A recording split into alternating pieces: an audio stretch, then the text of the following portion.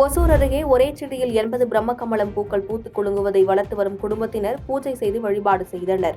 கிருஷ்ணகிரி மாவட்டம் ஒசூர் அடுத்த காரப்பள்ளி கிராமத்தைச் சேர்ந்தவர் இளையராஜா.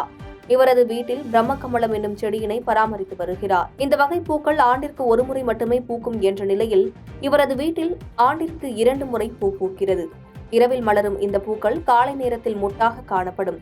இந்நிலையில் ஒரு செடியில் மட்டும் 80 பிரம்மகமல பூக்கள் ஒரே நேரத்தில் பூத்துக் குலுங்கி வாசனை வீசும் நிலையில் குடும்பத்தினர் மலர்களுக்கு பூஜை செய்து வழிபாடு நடத்தினர். இந்த பூக்களை சுவாமி வழிபாட்டிற்கு மட்டுமே பயன்படுத்துவதாக தெரிவித்தனர். இதனை கிராம மக்கள் ஆச்சரியமாக பார்த்து சென்றனர். பாதகம் செய்பவரை கண்டால் நாம் பயங்கொள்ளலாகாது பாப்பா, மோதி மிதித்து விடு பாப்பா, அவர் முகத்தில் உமிழ்ந்து விடு பாப்பா.